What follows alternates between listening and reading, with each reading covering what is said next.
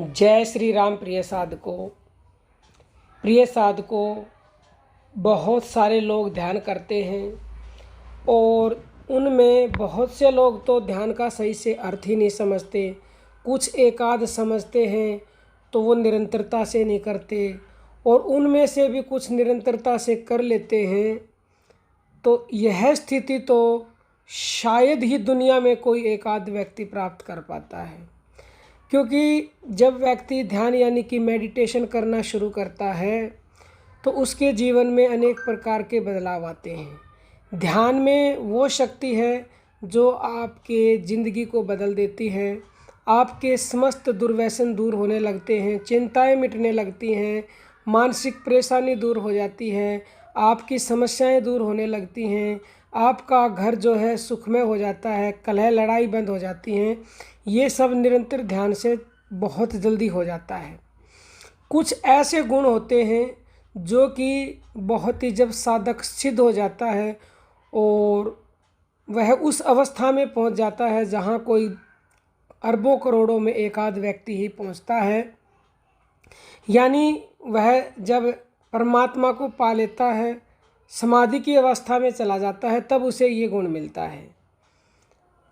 जैसा कि आप सब जानते हैं, मृत्यु एक असहनीय पीड़ा है सबके लिए। मृत्यु का नाम सुनते ही सब लोग डर जाते हैं, उन्हें भय होता है।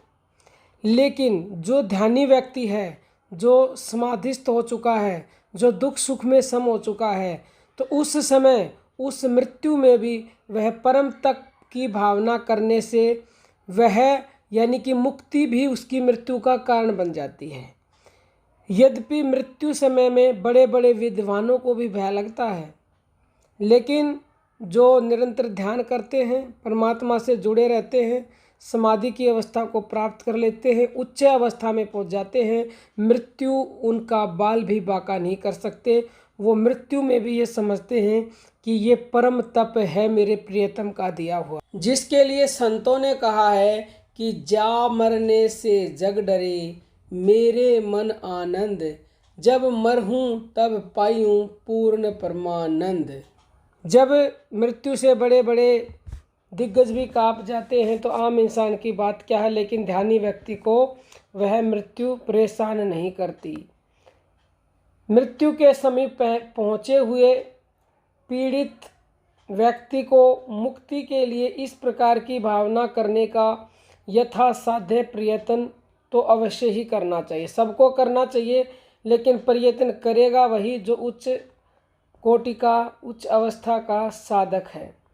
उसे ये करना चाहिए कि तप की इच्छा से वन में या मतलब कि शमशान घाट में गमन करने वाली तपस्वी को जैसे उसके मित्र बांधव वन के लिए विदा कर देते हैं, उसी प्रकार मृत्यु के अनंतर मुझे भी मेरे मित्र सगे संबंधी शमशान घाट यानी कि वन में पहुंचा देंगे। वही मेरे लिए परम तप है। एवं जैसे तपस्वी वन में जाकर पंचाग्नि आदि से अपने शरीर को तपाता है, वैसे ही मेरे बंधव बांधव मुझे अग्नि में दग्ध करके तपवाएंगे, जो मेरे लिए परम तप है। इस प्रकार मृत्यु रूप महान कष्ट को परम तप समझने वाले को शोक और मृत्यु का भय नहीं होता। उसे मृत्यु में भी परम प्रसन्नता होती है। वह जीते जी मुक्ति को प्राप्त कर लेता है। तो धन्य हैं ऐसे साधक जो इस अवस्था में पहुंच जाते हैं।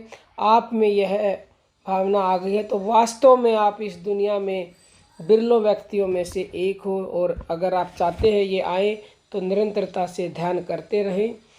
ध्यान की शुरुआत करें अपने सांसों से, और फिर आप आज्ञा चक्र पर पहुंच जाएंगे। और जब आज्ञा चक्र पर पहुंच जाएंगे तो जो अति सूक्ष्म ध्यान है, जिसमें परमात्मा के दर्शन होते हैं, समाधि लगती है, वहाँ पर भी पहुँच जाएंगे। कोई भी आपका प्रश्न हो कमेंट कीजिएगा। जय श्री राम।